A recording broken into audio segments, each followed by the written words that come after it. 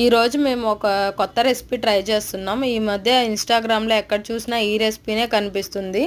దీని పేరు దహీ మిర్చి కా సాలన్. North Indian recipe. చాలా సింపుల్గా ప్రిపేర్ చేసుకోవచ్చు. మేము ఫస్ట్ టైమే చేసాము, చాలా బాగా కుదిరింది.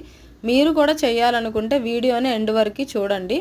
దీనికి కావాల్సిన ఐటమ్స్ ఆనియన్, క్యాప్సికమ్, అల్లం వెల్లుల్లి, శనగపిండి, పెరుగు, ఒక 5 టేబుల్ స్పూన్స్, ఒక గుప్పెడన్ని పల్లీలని వేయించుకొని క్రష్ చేసుకోండి. ఇవన్నీ ఒక ప్లేట్లో వేసేసుకొని దీంట్లో పసుపు, కారం, సాల్ట్, గరం మసాలా, కొంచెం ఆయిల్, క్రష్ చేసుకున్న పల్లీలు ఇవన్నీ వేసేసుకొని బాగా మిక్స్ చేయండి. ఇది చపాతీకే బాగుంటుంది.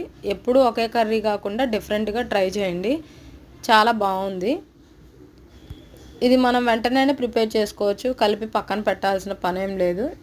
ఇది మిక్స్ చేసుకున్న తర్వాత బాండి పెట్టేసుకొని దీంట్లో మనం ఓన్లీ జీలకర్ర ఒక్కటే యాడ్ చేస్తాం, ఇంకేం వేయాల్సిన అవసరం లేదు.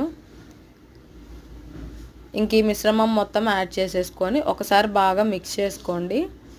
మన క్యాప్సికమ్ అనేది ఒక 50% కుక్ అయితే సరిపోతుంది, పూర్తిగా కుక్ అవ్వాల్సిన పని లేదు. 50% కుక్ అయిన తర్వాత దీనిలో 1 టేబుల్ స్పూన్ శనగపిండి యాడ్ చేసేసుకోండి.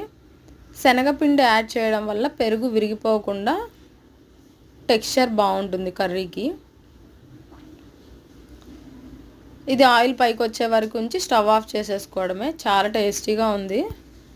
క్యాప్సికమ్ వల్ల చాలా ప్రయోజనాలు కూడా ఉన్నాయి కదా. ఎప్పుడూ ఒకే కర్రీ కాకుండా ఈ విధంగా ట్రై చేయండి. దీంట్లో కొత్తిమీర అవేం వేయాల్సిన అవసరం లేదు, చాలా సింపుల్. మేము చపాతీ కూడా ప్రిపేర్ చేసేసుకుంటున్నాం. మేము ఎప్పుడు ఇలాగే చేస్తాం, మడత చపాతీ. చాలా టేస్టీగా ఉంది. మీరు ఒకసారి ట్రై చేయండి.